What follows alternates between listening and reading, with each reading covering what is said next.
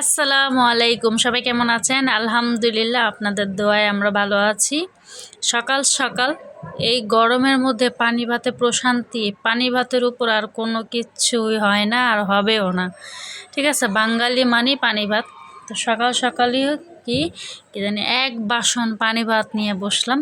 তার সাথে ছিল আলুর ভর্তা, তারপরে করলা ভাজি, পেঁয়াজ, কাঁচামরিচ, লবণ, আর হইতাছে আপনার লাউ আলুর তরকারি। এটা দিয়ে আমি এখন সকালে নাস্তা খেয়ে ফেলাইলাম। মানে আমি যে খাইতাছি কি আর বলবো, কি যে মানে স্বাদ আর কি যে অমৃত। মানে আমি খাইতাছি আর মনে হয় আমার ব্রেন, আমার সমস্ত কিছু মানে একদম ঠান্ডা ঠান্ডা কুল কুল হয়ে যেতেছে পানি ভাত খাই, এরকম মনে হইতাছে।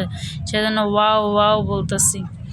তো বারবারই বলি, এই গরমের মধ্যে আপনারাও অবশ্যই অবশ্যই পানি ভাত খাবেন, দেখবেন পেট ঠান্ডা থাকবে, এবং সবচেয়ে বড় জিনিস হচ্ছে যে আপনার মাথাটাও ঠান্ডা থাকবে। এই তো দেখেন, আমার মাইয়াও গরম ভাত দিতেছে, সে গরম ভাত খাবে না, সেও আমার সাথে পানি ভাত খাবে। আর এই যে কি জানো কা, আমার মাইয়া লেবু নিয়ে নিছে। আর এই যে ভাজি এত পরিমাণে নিতেছে, আমি বলতাছি তুমি ভাজি নিও না নিও না, না সে কথা কোনো শুনবেই না। নাস্তা খাইয়া ঘরের কাজ টাজ কইরা চলে আইলাম হচ্ছে আমার স্থান, মানে ঘরের সংসারে অর্ধেক যে জায়গাটা আমার, সেই জায়গাটার মধ্যে মানে রান্না বান্না। এই তো রান্না বান্নায় চলে আসলাম। আমার শাশুড়ি মা শাক বানাইছে, শাক শেষ হয়ে গেছে। তো শাকটা আজকে একদম ভালো বেরেস্তা করে ফেলাইছে।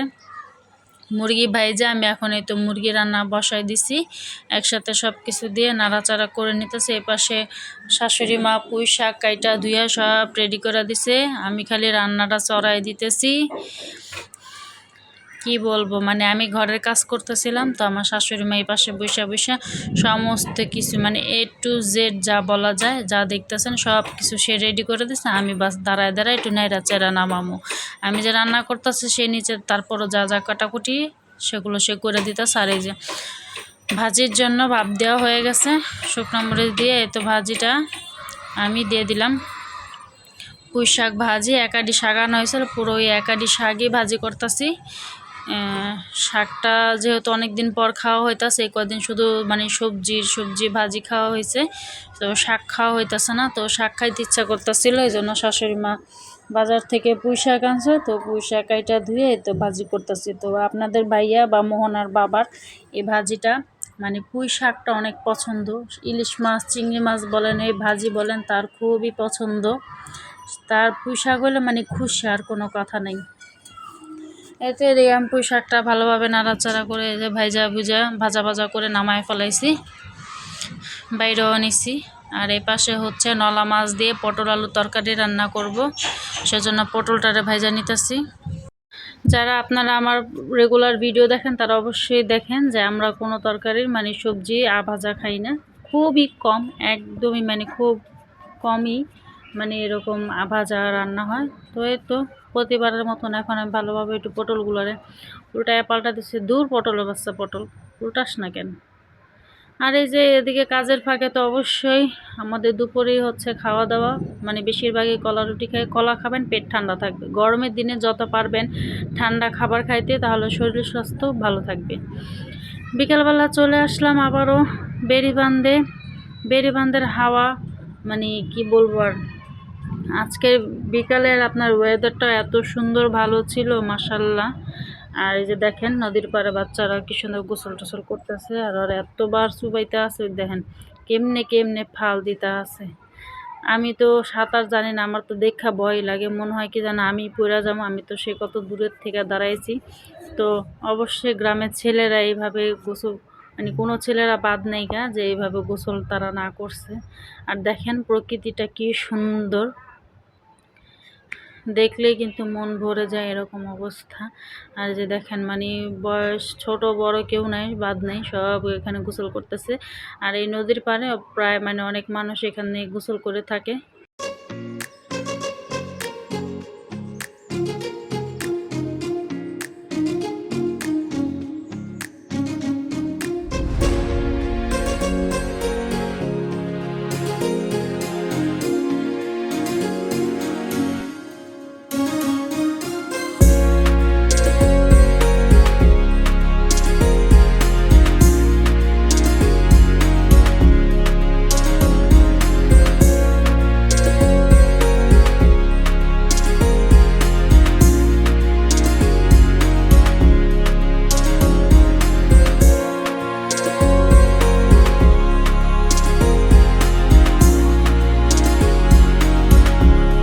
নদীর পাড়ে যাবো আর কিছু খাবো না, এটা কি হয়? কারণ এত রকমের খাবার দেখলে কার মনে মানে না?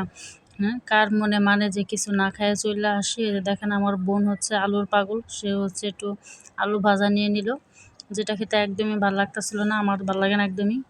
না করছি তারপরে শুনে নেয়। আর এই যে দেখেন আমরা হচ্ছে হালিম প্রেমিক, হালিম দেখলে ঝাঁপায়া পড়ি, আর হালিম দেখলে জিভে জল এসে পড়ে। যে আঙ্গুরে হালিম না দিয়া খাইব এর পেট ব্যথা করবো, এরকম হয়েছে ব্যাপার। হালিম দেখলেই খাইতে হইব। তো এটা হচ্ছে বটের হালিম, দুজনে 2 বাটি নিচ্ছি। আর এই তো হালিমের স্বাদ নিতেছি। আর হালিমটা ভালোই ছিল, মাশাআল্লাহ অনেক মজা ছিল। হালিম খাওয়ার পরে যে এখানে আসলাম আবার মামার ফুচকা খাইতে। ফুচকাটা ভাবতেছিলাম ভালো হবে কি না হবে কি না, তো এই জন্য এটা হচ্ছে 40 টাকা প্লেট। তো এই প্লেটটা নিয়ে নিছি, আমরা 2 বোনে মিলে খাবো। আর মানে কি বলবো, ফুচকাটা এত মজা এত টেস্টি ছিল, মানে মামারে অসংখ্য ধন্যবাদ জানাইছি যে মামা আপনার এই ফুচকাটা অনেক মজা হয়েছিল। আপনারা অবশ্যই নদীর পাড়ে আসলে এরকম ফুচকা ট্রাই করবেন, কারণ যত ইসে যাবেন নদীর পাড়ে এই সমস্ত ফুচকা মানে স্ট্রিট ফুডের খাবার সবচেয়ে মজা। আর এই হচ্ছে একটা ভাইয়া, তো ভাইয়ার নাম জানি না। তো এই ভাইয়ার হচ্ছে মানে অনেক রকমের চা বিক্রি করে, আমরা তো নর্মাল সচরাচর চা খেয়ে থাকি, এটা হচ্ছে তান্দুরি চা, সেটা হচ্ছে সেই স্বাদ এবং সেই টেস্ট। ভাইয়া এখানের মধ্যে অনেক কিছু দিতেছিল, যা আমি এখনও নামও জানি না কত কিছু, এটা কি যেন দিতেছে, চা দিল। তো এতে এটা কী মশলা দিল, আর এটা হচ্ছে হরলিক্স দিতেছে। তো এখন আবার কি দিবে ভাইয়া, ও এটা হচ্ছে পেস্তা বাদাম। তো এই পেস্তা বাদাম এখন ভাইয়া একটু গ্রেট করে দিবে।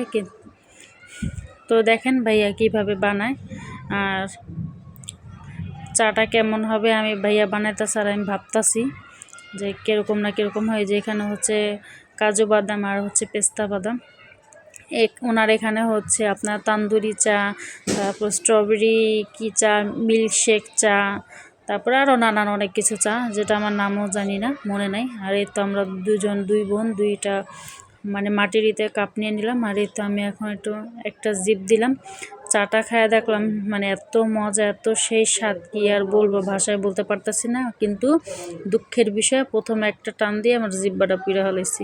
তো এই যে আজকের ভিডিওটা এ পর্যন্তই। সবাই ভালো থাকবেন এবং সুস্থ থাকবেন। আল্লাহ হাফেজ।